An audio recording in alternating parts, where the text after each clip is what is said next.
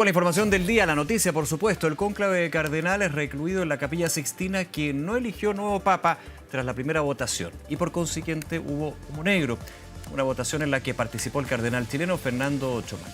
Las votaciones continuarán mañana jueves. Hablamos de este tema, estamos desde Roma con Juan Pablo Iglesias, periodista y vaticanista. Juan Pablo, un placer conversar contigo. ¿Qué tal? ¿Cómo estás? Hola Nicolás, bien, todo bien por acá. A ver, se Aquí. esperaba, y gracias por tu tiempo, ¿no? Se esperaba. Ahora, 2 horas, algunos decían, uy, esta extensión de 2 horas puede significar algo, sí. En tu experiencia también con lo que se ha vivido ahí en el Vaticano, Juan Pablo, ¿cómo se lee lo que fue este primer día de cónclave y este punto en particular? Bueno, la demora en la fumata del día, evidentemente generó muchas preguntas, Mm. expectativas, dudas en la sala de prensa del Vaticano. Estaban, como saben, hay muchísimos periodistas acreditados, más de 5.000, pero bueno, en la sala de prensa habían muchos también que estaban pendientes de eso, y no pasaba nada. La idea, el informe inicial o la información inicial que había dado la sala de prensa era que calculaban que la fumata saldría a las 7:30. Sin embargo, 7:30, 8, 8:30, no pasaba nada. Fue recién cerca de las 9 que se vio el humo negro salir de la chimenea de la Capilla Sixtina, y eso despertó evidentemente especulaciones de qué habría pasado. Hay todavía muchas preguntas y pocas respuestas, porque como sabemos los cardenales están recluidos, no tienen contacto con el exterior, están en la Capilla Sixtina, ahora están en Santa Marta, van a pasar ahí la noche, duermen y mañana vuelven a la Capilla Sixtina a seguir votando. Por lo tanto, claridad sobre lo que pasó no hay. Claro. Se va a demorar en haberla probablemente, pero las especulaciones van desde que hubo por ejemplo, una primera votación fallida, porque una vez que los cardenales votan, se cuentan todas las papeletas y las papeletas tienen que corresponder a los 133, o sea, tiene que haber 133 papeletas equivalentes al número de cardenales que están votando. Y si no es así, se anula completamente la votación y se hace una nueva votación. Eso no es habitual, pero dicen que pasó en el cónclave anterior, en una votación, en la última precisamente, donde Bergoglio salió elegido Ujú. papa. Pasó eso, hubo un cardenal que se le traspapelaron y tenía dos papeletas, evidentemente en una solo había votado, pero la otra quedó pegada por Juan Pablo. debajo, y cuando las contaron, habían una más. Ese es un punto, Y ese es un punto, perdona, bien interesante. Claro, porque lo que han sido las elecciones de papas con los transcursos de años, con un mundo también cambiante, uno podría decir, son comparables, vamos a entrar a eso, o asimilables, digamos. Pero lo que sí se ha conversado bastante en el análisis, digamos, es que hay cardenales que no han estado en un cónclave. Claro, no es que hayan así cónclave es. todos los años, evidentemente depende del periodo que haya un papa, donde en lo general ha habido un punto de inflexión, digamos, es hasta su muerte, lo cual requiere muchos años. Pero hay muchos cardenales que no han estado en esta situación y es un voto que no es como el voto que podríamos hacer una elección, digamos, las que vamos a tener en nuestro país, con un contío. Son personas que están totalmente enclaustradas y que se pueden dar ese tipo de situaciones como la que tú comentabas. Sucedió cuando fue la elección del Papa Francisco, un voto pegado. Y eso puede también generar un tiempo. Ahora, no lo sabemos. No, claro, no sabemos si fue eso. Recordemos que los cardenales juraron, entraron en procesión a la Capilla Sixtina, hicieron una oración, después juraron cada uno en el Evangelio. Fue un proceso largo, ahí se vio también al cardenal Chomalí en ese minuto. Y una vez que ellos terminaron los 133 de jurar, se retiran la gente que no participa en el conclave, y se declara, se anuncia el extra omnes para que salgan todos los que no son cardenales, que no van a estar en el cónclave. Solo queda el fraile que va a hacer que hizo una meditación junto a los cardenales, que era el último no cardenal que estaba dentro de la Sixtina, y después de eso él sale. Y esto estamos hablando pasado las 5:30, cerca de las 6, ¿ya? Por lo tanto, ahí a las 6, cerca de las 6, cerraron las puertas. Ujú. Desde ese minuto está esta meditación, que se hubiera alargado, dicen algunos, y eso podría haber hecho que la votación hubiera sido más tarde. Recordemos que son 133 cardenales, el número más alto de cardenales que participan en un cónclave. Como tú muy bien decías, hay muchos que es evidentemente primera vez, no saben todo el procedimiento o por lo menos pueden demorar un poco más en llevarlo a cabo. Hay que explicarle, hacer una presentación inicial por parte del cardenal Parolin, que es quien dirige el cónclave, porque el decano es mayor de 80 años, por lo tanto él no participa, el decano del colegio cardenalicio, el cardenal Giovanni Battista Re, y por lo tanto todo eso demora. Entonces, esa es una explicación. Los cardenales pueden haberse demorado en votar. Otros plantean que eventualmente hayan decidido conversar. No es habitual. Sí. Se dice que dentro de la Capilla Sixtina solo se vota. Incluso ayer en la RAI, por ejemplo, conversaban con un cardenal italiano, el presidente de la Conferencia Episcopal, y le preguntaban de eso, si en la Capilla Sixtina se conversaba. Y él decía, no, en la Capilla Sixtina solo se vota. Pero como las decisiones las toman los cardenales al interior de la Capilla Sixtina autónomamente, y la toma quien dirige el cónclave en conjunto con el resto de los cardenales, podrían haber decidido conversar antes. Juan Pablo, y podría ser perfectamente válido. Y ese es el punto, y volviendo también a experiencias anteriores de lo que se ha conocido, digamos, de anteriores cónclaves, si se da esa instancia de conversación en el cónclave, se van generando grupos, se van generando visiones, y más que por los nombres, principalmente, ¿por qué tiene que representar el nombre del próximo Papa? Se ha comentado tanto y analizado cuál es el camino que se quiere llevar de la Iglesia Católica en el próximo papado. Sucedió con el Papa Francisco, con las diferencias que tenía con el Papa Benedicto, con las diferencias que tenía con el Papa Juan Pablo II. En esa instancia de conversación se van generando miradas, digo grupo, pero que se entienda, miradas que pueden ir incidiendo también en el voto autónomo de cada uno de los cardenales. Así es. A ver, la primera votación, y esa fue la razón de la expectativa y de la tensión que había, digamos, en el ambiente, en la sala de prensa, en muchos periodistas, no en todos. Algunos daban por hecho que era un problema más bien práctico, digamos, que algo había pasado, pero no iba a salir fumata blanca hoy día en ningún caso. Habían otros que sí empezaban a conversar y preguntarse cuál era el último papa que había sido elegido en la primera votación, que hay que remontarse al Renacimiento, Julio II.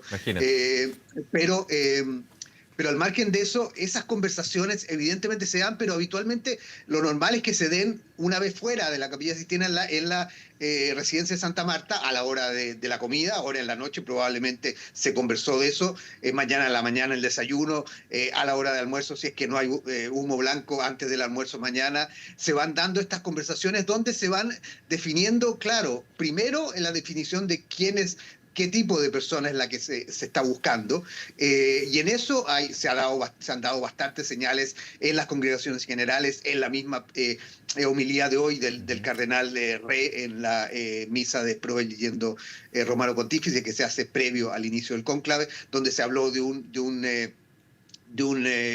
una figura que despertara las conciencias, que hiciera frente a la situación difícil del momento histórico que está viviendo el mundo, y que ayudara a reunir y a unir a una iglesia dividida, que es un tema que se ha insistido en estos días en las distintas congregaciones. Los mismos resúmenes del briefing de la sala de prensa han hecho referencia a eso que se conversó en las congregaciones generales. Por lo tanto, hay preocupación dentro del Colegio Cardenal sobre la división que hay en la iglesia, y lo que se busca es una figura que logre aunar a esas distintas vertientes. Lo hemos visto en estos días con declaraciones de cardenales bien duras con respecto a al papado de Francisco. Por lo tanto, todo eso son un poco las líneas o el perfil de quién se está buscando. Ahora, hay que convertir eso en una persona. ¿Cuál es esa persona? Es lo que los cardenales tienen que ir viendo. La primera votación siempre sirve para definir dónde está cada cual, claro, cuánto pesa cada cual de los que aparecen hoy como favoritos. Juan Pablo. Sabemos que Parolin aparecía como el primero en esa lista, sí, pero hay que llegar a 89 votos, que no es poco. Claro, 89 votos no es poco para nada. También para quienes nos ven y son temas bien prácticos y relevantes. Primera pregunta para quienes, para también ir educándonos en este proceso, digamos, que va a seguir mañana con las votaciones y las fumatas correspondientes. ¿El voto del cardenal es conocido por el resto de los cardenales? Porque también ahí se van dando de alguna manera, se pueden dar dando de alguna manera pasar de los 80, para llegar a los 89 votos, más de 89 votos que se necesitan. ¿Es conocido el voto o hay más una conversación ahí? Es básicamente las conversaciones que se tienen a partir de lo que uno sabe lo que uno ha visto Ya. y lo que se ha revelado de cónclaves anteriores. Es a partir de las votaciones, de lo que ellos eventualmente puedan decir, se sabe por quién están. Pero en la práctica el proceso es secreto. Ellos Perfecto. escriben en un papel el nombre, tiene que estar bien escrito. Pasó en el caso de Bergoglio también que alguien lo escribió mal y no se entendía bien el nombre. Detalles así, anécdotas Mm. así, pero en general escriben el nombre, el apellido del cardenal y eso separan y lo ponen en esta suerte de ánfora, de receptáculo donde se ponen los votos. Por lo tanto, no se sabe por quién votó ese cardenal y cada uno de los cardenales. Posteriormente, en las conversaciones se va sabiendo más o menos Claro. por quién está cada cual y ahí se van entregando apoyos eventualmente, ¿ya?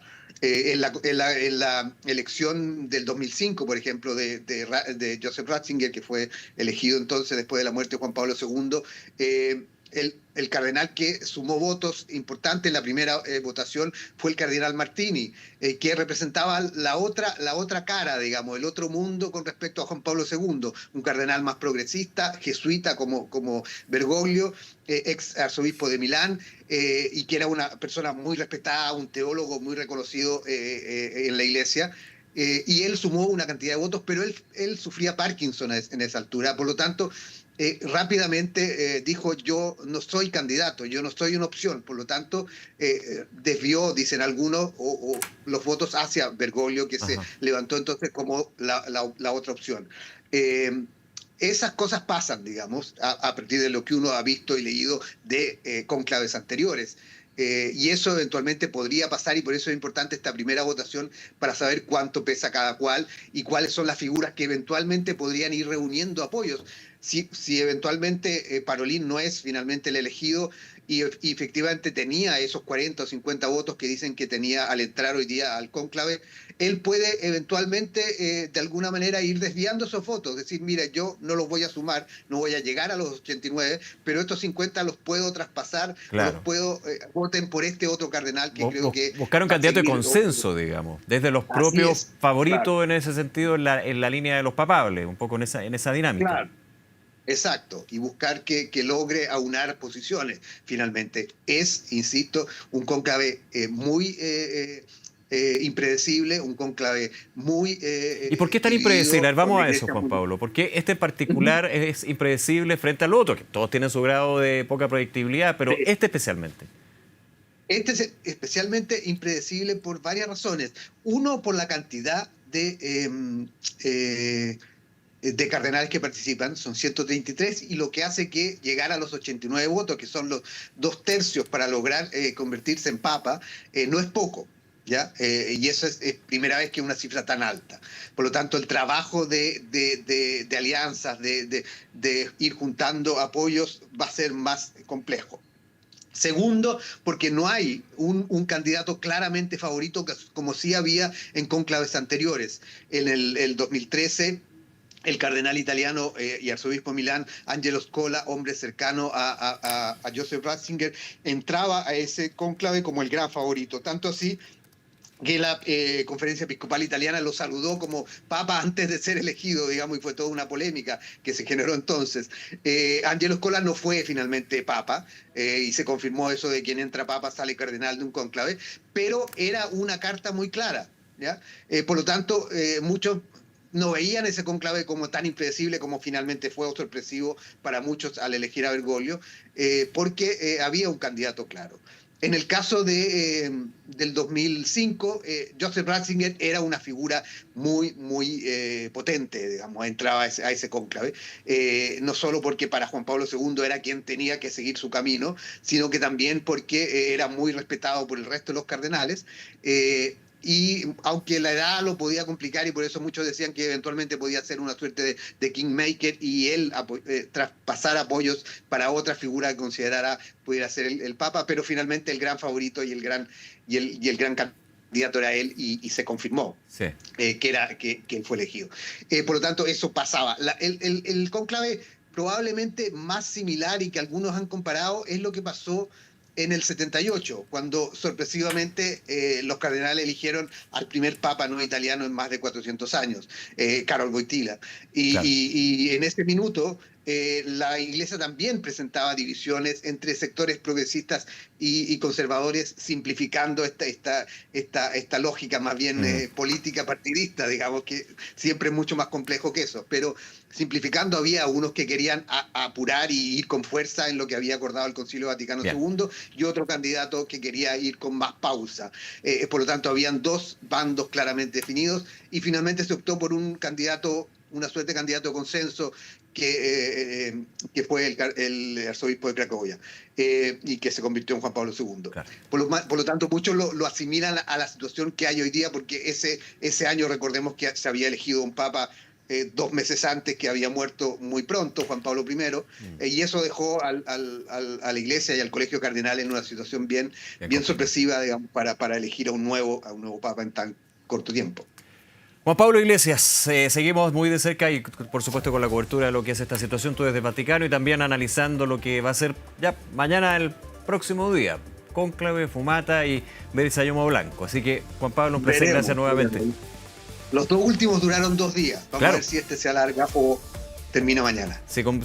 O podría extenderse un tercero. Bueno, ya no me voy a adelantar, después lo conversamos. Gracias, Juan Pablo, un abrazo. Que estén bien. Cuídate. Chao, gracias.